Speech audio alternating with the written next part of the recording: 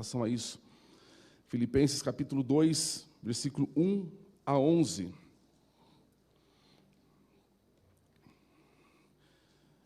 Estamos hoje no 6º estudo, irmãos. A gente coloca lá no YouTube, irmãos, Filipenses 6, e alguém fala, mas não tem o capítulo 6. É o 6º estudo, irmãos. Lá não está por capítulo, lá está pela série de estudos que estamos fazendo. Filipenses 2, de 1 a 11. A palavra de Deus diz assim: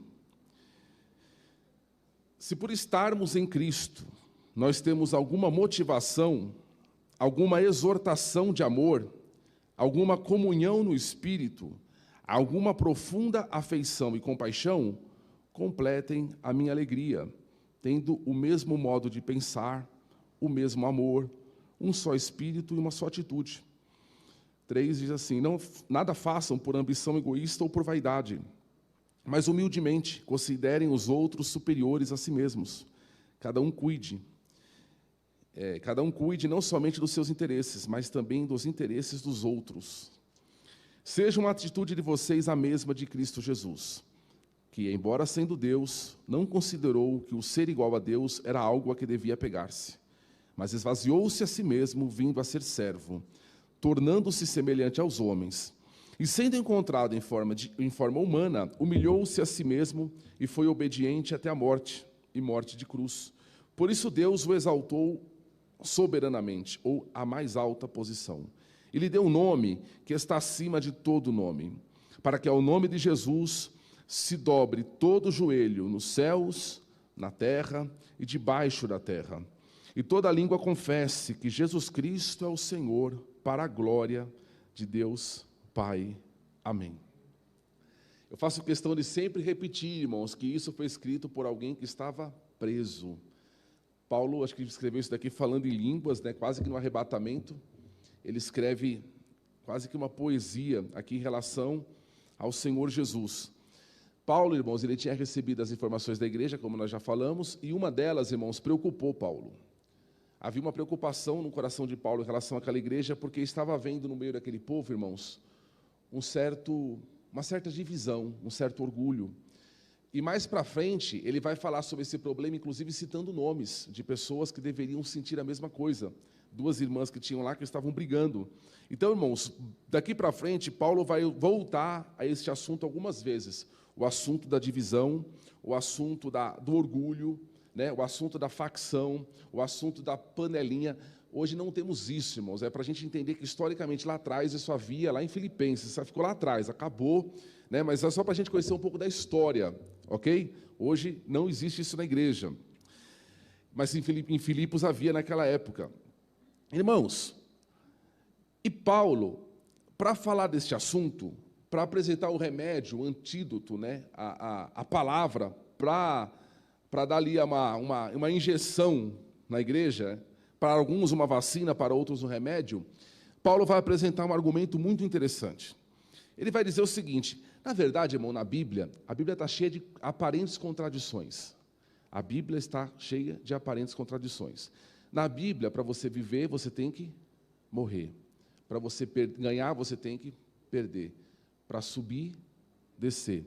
Então, a Bíblia tem cheio dessas contradições. Para você ser exaltado, você precisa antes se humilhar, né? Para você ser coroado, né? Você precisa antes receber uma cruz e levar essa cruz, para depois receber a sua coroa. E aqui, irmãos, Paulo, ele vai então apresentar mais uma dessas aparentes contradições.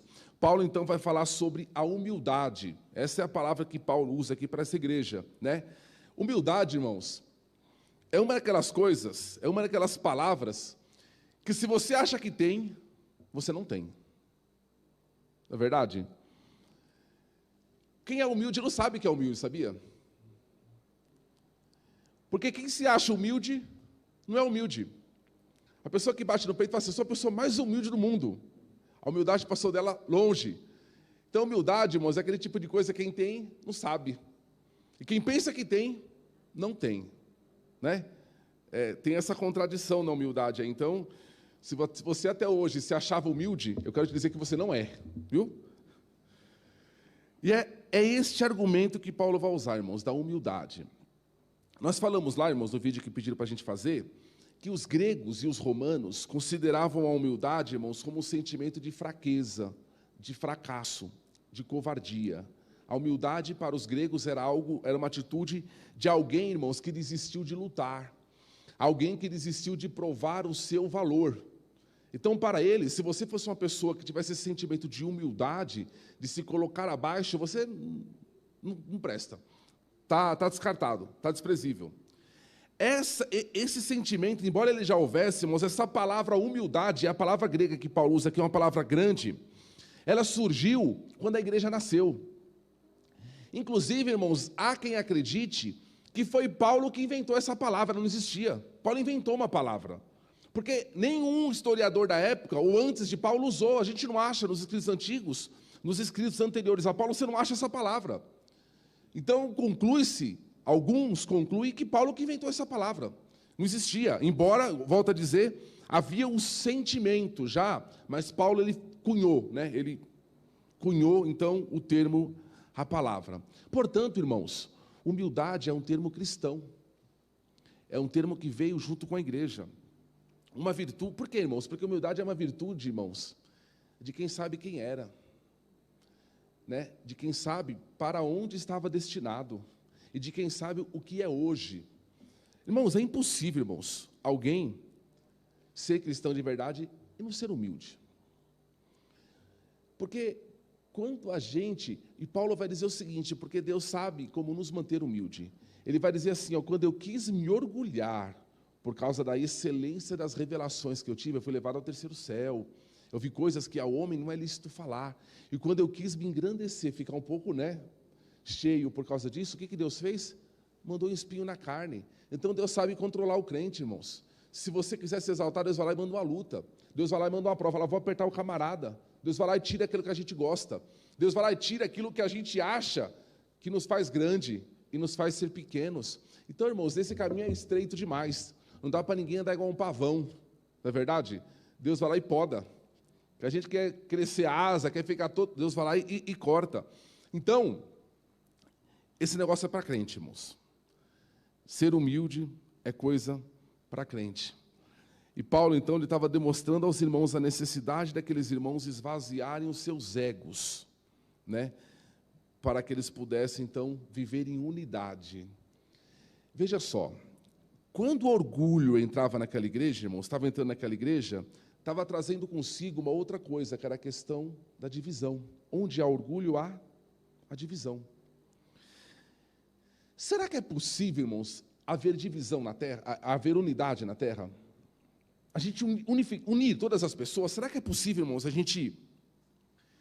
O mundo, irmãos, estruturalmente o mundo é dividido, correto?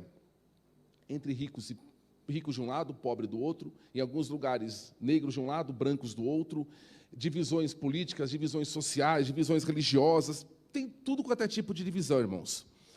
E aí alguém, irmãos, vai falar assim, o nosso papel é trabalhar para promovermos a unidade no mundo. Mas você sabia que a Bíblia, o Novo Testamento, sobretudo, é muito pessimista em relação a isso? O Novo Testamento vai dizer o seguinte, não dá para unir. Que comunhão tem a luz com as trevas? Por que não dá para unir, irmãos? Por que é tão pessimista? Porque o Novo Testamento vai dizer que essa divisão, ela não é superficial. Ela não acontece, irmãos, porque falta instrução, falta educação. Ela vai dizer o seguinte, acontece por causa da natureza do homem. O problema está na natureza do homem. Aí, é como se o Novo Testamento dissesse o seguinte, você quer estabelecer a unidade, a união no mundo, a paz no mundo? Tire duas coisas do coração do homem. Tire duas coisas. A contenda, a disputa, a porfia, aquele negócio de querer ser melhor que o outro. E tire do coração do homem a vanglória, a soberba, o orgulho. Se você tirar a soberba e tirar a contenda, você consegue promover a unidade do mundo, a união do mundo, a paz do mundo. Mas você consegue tirar isso do coração do homem? Por isso que o Novo Testamento fala, o negócio é profundo. Não dá, irmãos, para promover unidade. E aí tem crente, irmãos, que fica militando em política, militando nisso, militando naquilo, eu quero unir. Não dá, irmãos. Não é que a Bíblia é pessimista, a Bíblia é realista, porque ela fala a respeito da estrutura do homem. Só vai conseguir haver unidade, irmão, se você conseguir mudar a natureza do homem. E quem muda a natureza do homem? E quem muda o homem por dentro? É de dentro para fora. Quem faz esse homem uma nova criatura? Só Deus.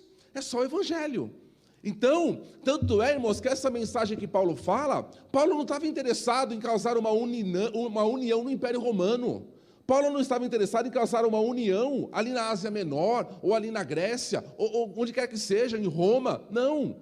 Ele está interessado em causar unidade aonde? Na igreja. Na igreja. Falar, aqui é possível, porque aqui nós temos uma nova natureza. Porque aqui o velho homem morreu. E o novo homem que nasceu, ele já não tem o ego no centro. O centro dele é Jesus. Porque, na verdade, irmãos, qual é o problema do mundo? O problema do homem do mundo é que ele tirou Deus da sua vida. E quem está no trono é ele mesmo. Ok? Então, ele é como se fosse um Deus, com D minúsculo. E aí você junta vários deuses, convivendo junto. Cada um com os seus caprichos, cada um com a sua verdade, cada um com os seus valores. Vai haver união? Nunca. É isso que a Bíblia fala. Por isso que a Bíblia, irmãos, é extremamente... E a gente tem que viver, irmãos, com essa mentalidade. Ah, então eu não vou fazer nada. Não, faça a tua parte.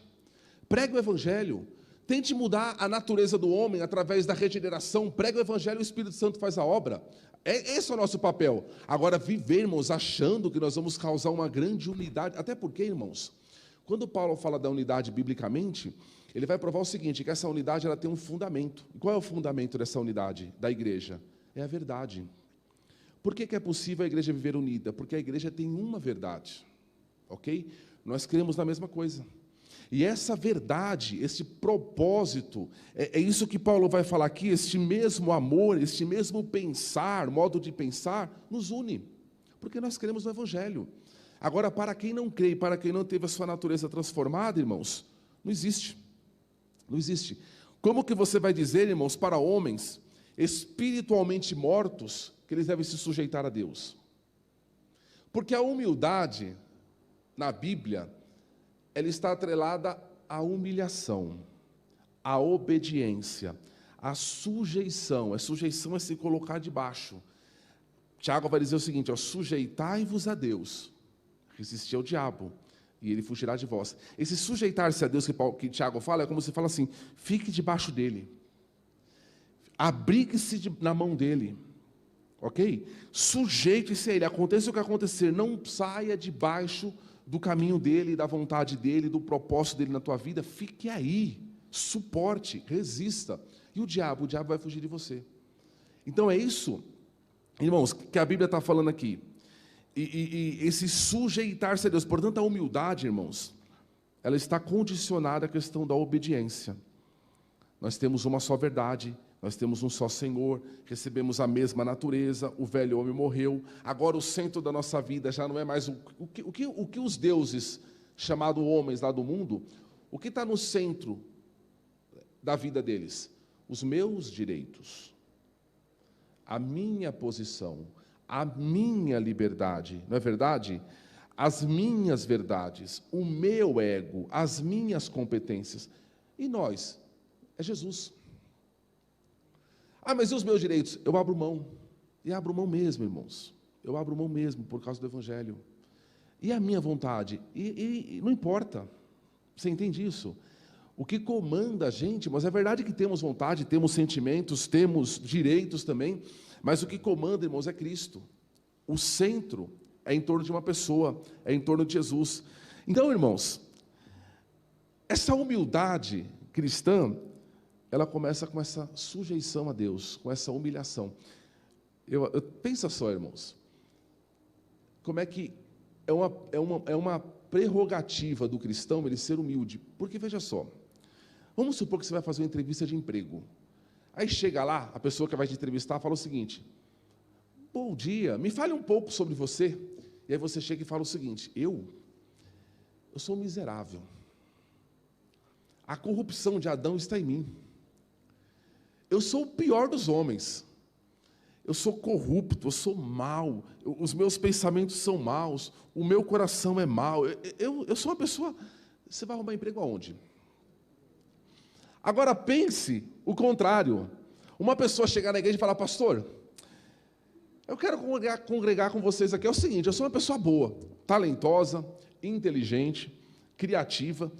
Eu sou uma pessoa assim, fera, sou muito bom, muito bom. Eu só vim para a igreja para poder melhorar ainda, ficar melhor ainda. Sabe o que eu vou dizer para essa pessoa? O teu lugar não é aqui.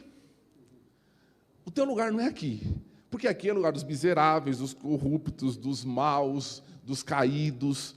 Aqui é o nosso lugar. Então o teu lugar é em outro lugar, não na igreja. Entendeu? Então, irmãos, a pessoa só faz parte deste povo se ela reconhecer isso. E para reconhecer isso, envolve humildade, envolve humilhação, não é verdade? Todo verdadeiro crente, irmãos, ele teve que se humilhar para nascer de novo. Ele teve que confessar os seus pecados, ele teve que confessar a sua queda, a sua corrupção. Por isso que eu digo que é uma prerrogativa, irmãos, de um cristão. E Paulo vai dizer o seguinte: sejam humildes, lembrem-se de quem vocês são, de quem vocês eram, a quem vocês pertenciam e a quem vocês pertencem agora. Então, o estar em Cristo não é motivo, irmãos, não pode deixar alguém orgulhoso. Não é possível, irmãos, um cristão que tem essa consciência ser alguém que se ache melhor do que o outro, não é verdade? E qual é a motivação que Paulo fala? Estar em Cristo. Estar em Cristo, por causa do Espírito Santo que habita em vocês, não existe razão para soberba, ok? Então, irmãos, Paulo vai dizer o seguinte: a unidade espiritual aqui é obra de Deus, é obra de Deus. Quem causa a unidade na igreja, irmãos, é Deus. Essa unidade, irmãos, ela é produzida no céu. É o Espírito Santo, irmãos, quem dá a liga, sabe? Quem dá essa união entre os irmãos. Não é algo externo, irmãos. Não é algo denominacional. Vamos fazer um curso. Não adianta, irmãos. Não adianta.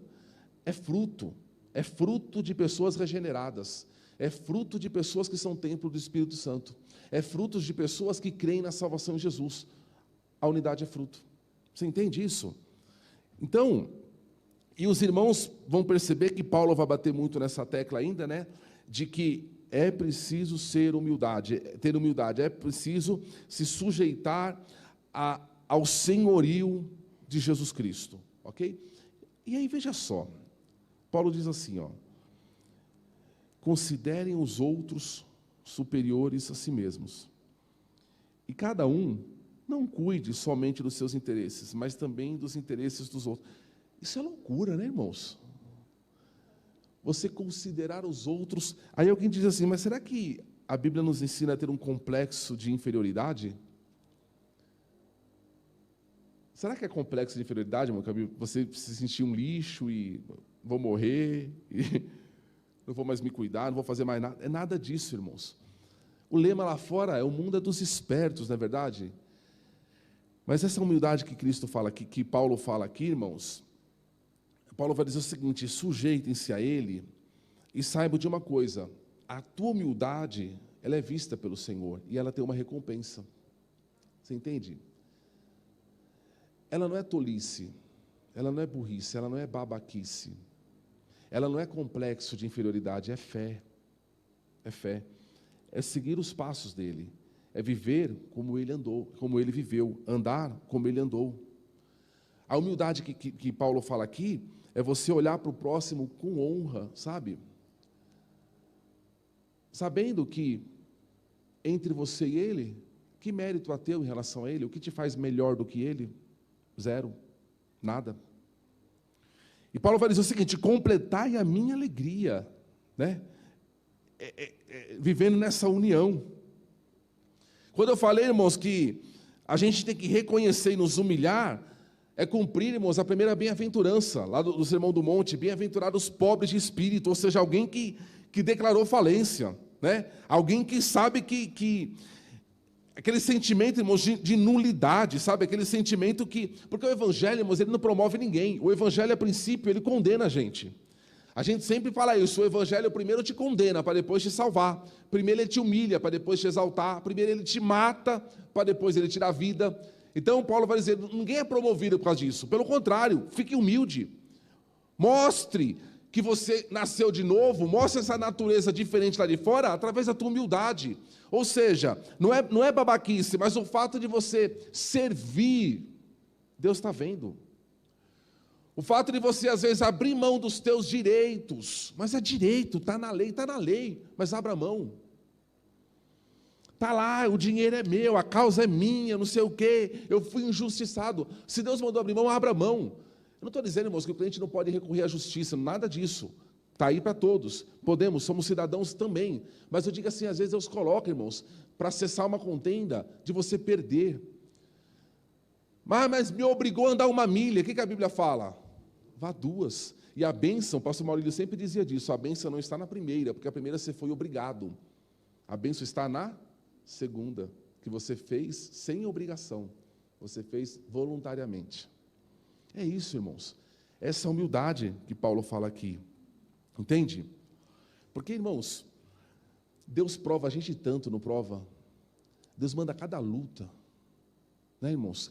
Caminho estreito, os vales, e mesmo assim, irmãos, o nosso coração consegue se orgulhar. Não é?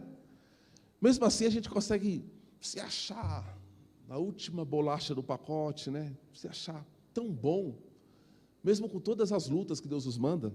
E aí Paulo vai falar assim, espera aí, eu vou dar um exemplo para vocês.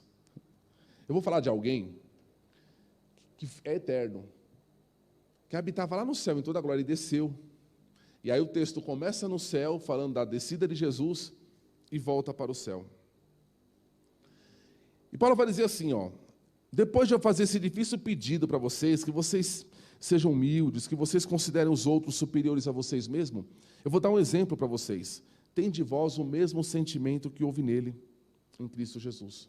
O remédio que Paulo dá para curar o orgulho da igreja é Jesus. Olhe para Jesus, viva Jesus, aceite Jesus, busque mais a Jesus, e você vai ficar humilde. E a humildade de Jesus, irmãos, não é aquela aparente. Ele fala, eu sou manso e humilde do quê? De coração, não é verdade? Então, irmãos, a humildade era algo claramente visto, irmãos, desde que Jesus desceu. Sempre existiu. E aqui, irmãos, há uma doutrina profunda, mas não é o nosso propósito aqui, nos aprofundarmos, mas só para conhecimento dos irmãos, Jesus é eterno, sempre existiu na forma de Deus, desde antes da fundação do mundo, mas aqui ele se esvaziou, ele se rebaixou, né? Mas isso não significa, irmãos, que Jesus trocou a divindade dele pela humanidade, ele deixou de ser Deus, não. Jesus nunca deixou de ser Deus, ele estava aqui na terra como homem, mas era Deus também, ok? O que ele fez, irmãos, e aí a gente tem dificuldade de entender, foi que ele abriu mão dos seus atributos divinos. Irmãos, nada que Jesus fez aqui na terra foi como Deus, sabia? Nada. A não ser morrer, uma morte vicária, uma morte substitutiva. Mas assim, os milagres, andar sobre as águas, ele fez tudo aquilo como um homem cheio do Espírito Santo. Ele vai dizer o seguinte, vocês farão coisas ainda maiores. Quando a gente lê a história da igreja, a gente ouve falar de homens que fez coisas ainda maiores do que aquelas que Jesus fez. Ressuscitar mortos, tudo como um homem cheio do Espírito Santo. Curar enfermos, fazer paralítico andar, tudo como um homem cheio do Espírito Santo. Então, irmãos, ele veio, ele se rebaixou, nunca deixou de ser Deus, mas como homem teve fome, sentiu medo, sentiu cansaço. E quando a Bíblia fala, irmãos, que Jesus estava cansado, era cansado mesmo. Não era, né, exagero. Foi tentado. Mas a Bíblia fala que Deus não pode ser tentado, mas Jesus como homem foi tentado, né, por Satanás naquele deserto. Então, irmãos, quando Jesus ele toma para si aquela humanidade, né, a sua humanidade, ele permanece Deus, no entanto, ele abre mão dos seus atributos divinos, ok? Então, nosso Deus, irmãos, é um Deus que andou nessa terra como homem. E o seu rebaixamento não para por aí. Além de ter sido feito homem, Paulo vai dizer isso no texto. Morreu. E que tipo de morte? Morte de cruz. Você sabia, irmãos, que a morte de cruz era tão vergonhosa que um cidadão romano jamais era crucificado? Nunca. Quem é o cidadão romano que a Bíblia fala? O cidadão romano famoso? Paulo. Paulo era romano. Você sabia que Paulo jamais poderia ser condenado à morte de cruz? Pedro foi crucificado, de cabeça para baixo, conforme o pedido dele. Paulo jamais poderia ser crucificado, porque era um cidadão romano, não podia se sujeitar a uma vergonha tão grande. Jesus vem, irmãos, e morre essa morte.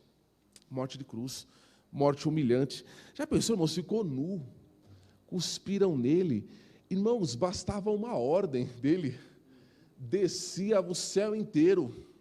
Todos os seres espirituais guerreiros, com flecha, com arma, com cavalo, de tudo quanto é tipo de cor, e descia tudo, irmão, matava todo mundo, não ficava nada, acabava com a terra. E ele suporta, irmãos, ele suporta. Que exemplo, que exemplo. E aí, irmãos, a gente quer seguir esse homem, servir esse Deus, mas todo cheio de direito. Não dá certo, não dá certo. É divisão na certa, é facção na certa, é panelinha na certa. A gente quer servir esse Deus que a gente diz que crê e que diz que habita em nós, mas do nosso jeito. Não funciona, não funciona. Mas graças a Deus, irmãos, que a cruz não foi o final da história. A Bíblia fala que ele foi exaltado. Como homem, irmãos, recebeu um nome que está acima de todos os nomes. Sabia que Jesus é homem até hoje? Ele jamais ele subiu para o céu também com a sua humanidade glorificada. Os furos na mão ele ainda tem, viu? Ele ainda tem, ele ainda é homem, um homem glorificado. Deus, né, sempre foi exaltado e recebeu o nome, irmãos, que está acima de todo nome. E por causa do nome de Jesus, irmãos, o futuro já está definido. Não é que a Bíblia fala assim, ó, talvez todo joelho se dobre, provavelmente todo joelho se dobre, quem sabe todo joelho se dobre. Não, todo joelho se dobrará, é uma certeza. Todo joelho, da onde? Dos que estão nos céus, todos os seres espirituais. Eu fico imaginando, irmãos, aqueles 4 seres viventes que estão diante do trono de Deus, um com o rosto de águia, outro com o rosto de leão, outro com o rosto de boi, outro com o rosto de homem. Quem são aqueles seres, irmãos, que estão assistem ali diante do trono de Deus? Tem mais proximidade com Deus do que os demais anjos. Todos esses seres, irmãos, se dobrarão ao nome de Jesus. Todos os que estão na terra, esse povo aí, irmãos, que hoje se levanta contra ele, blasfema do nome dele, desafia o nome de Jesus, coloca Jesus lá no carnaval, sendo arrastado pelo diabo, todos esses joelhos se dobrarão naquele dia, irmãos. A glória, a majestade será tanta, irmãos, que todos cairão de joelho. E aí a palavra grega que Paulo usa aqui, não é que eles vão resmungar, Jesus é Senhor. Não, eles vão declarar. Eles verão, irmãos, e declararão que Jesus Cristo é o Senhor. Portanto, irmãos, ele já triunfou. Já triunfou. O futuro já está certo, irmãos. Não existe nada mais consolador, irmãos, para nós do que isso. O futuro, irmãos, não é risco, o futuro não é um talvez, o futuro não é um será, o futuro é certo. Ele já venceu, ele já triunfou. Irmãos, por mais luta que você passe, guarda esta palavra no teu coração, o teu futuro é certo, irmãos. Se estamos em Cristo, irmãos, a vitória é certa, a vitória é segura, a vitória é garantida, porque Deus está lá na frente. Glória a Deus por isso. Toda boca confessará, né? Irmãos, então, portanto, é isso. Tudo o que façamos, irmãos, façamos para a glória de Deus. Sabe qual é o nosso problema? É que nós não cremos na promoção de Deus. Então, o que a gente faz? A gente se autopromove. Não é? Eu vou fazer, mas eu preciso mostrar que fiz. Ainda mais agora com redes sociais, irmãos. Que bênção, porque é para se promover. Né? Eu fico imaginando, irmãos, aquele dia lá do galardão, Jesus vai olhar para muita gente e falar assim, eu tinha um galardão tão grande para te dar, mas você já recebeu tudo lá pelo Facebook. Ficou tudo lá. Não tem nada para receber aqui. Porque a gente não crê que Deus nos promove. A gente não crê que vale a pena ser humilde. Então a gente faz as coisas nos autopromovendo. Achamos, irmãos, que se formos humildes demais, ficaremos esquecidos diante de Deus, sabe? Que Deus não está vendo. Fique em paz, irmãos. O Deus que sabe provar, o Deus que sabe humilhar, o Deus que sabe abater, Ele também sabe exaltar, Ele também sabe engrandecer, Ele também sabe honrar, sabe? Deixa que Deus te honre, deixa que Deus te engrandeça, sabe? O Deus da cruz, irmãos, Ele também é o Deus da coroa. O mesmo Deus que te deu a cruz, Ele tomará ela de volta e te dará no lugar dela uma coroa. Portanto, irmãos, o testemunho de Jesus é este, é ensinar para nós o valor da humildade. Ande humildemente com teu Deus. Eu sempre falo isso, irmãos, e vou falar novamente. Deixa que Deus fale por você. Deixe que Deus testemunhe por você. Deixe que Deus defenda a tua causa. Sabe, irmãos? Fique calado, fique quieto. Deus sabe defender. A gente faz tanta besteira. A gente às vezes até estava com a razão, mas a gente perde depois. Falou que não devia, do jeito que não devia, com a tonalidade que não devia, na hora que não devia. Deixe Deus falar por você. Ele fala melhor. Ele fala na hora certa. Ele fala do jeito certo. Ele fala mais alto. Deus fala mais alto que a gente, sabia? A voz de Deus é poderosa, né? A voz de Deus é barulhenta. Deixa Deus falar por você. Ande apenas humildemente com teu Deus, que haja em vós, igreja, o mesmo sentimento que houve em Cristo Jesus. Fiquemos em pé, irmãos, e oremos ao Senhor.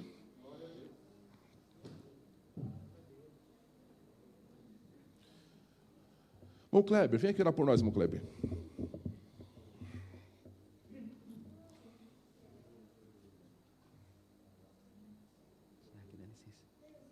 Pai do Senhor, meus irmãos, vamos orar. Senhor, nós te louvamos, ó Deus, por tudo que o Senhor tem feito, Senhor, em nossas vidas, pelo teu sacrifício, Senhor, pelo teu amor, Jesus.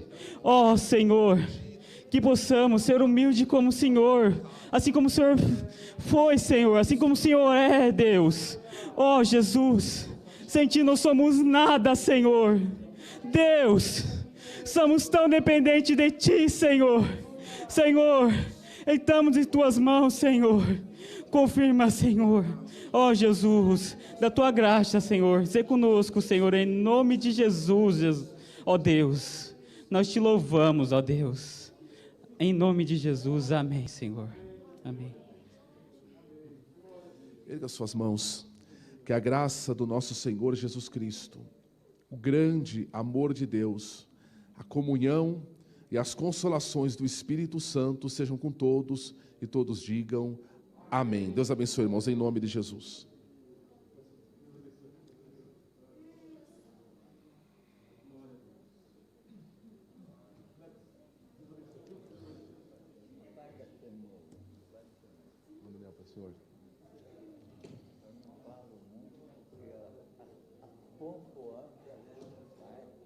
Entendi. Vogal. O B, o C, o D, o F.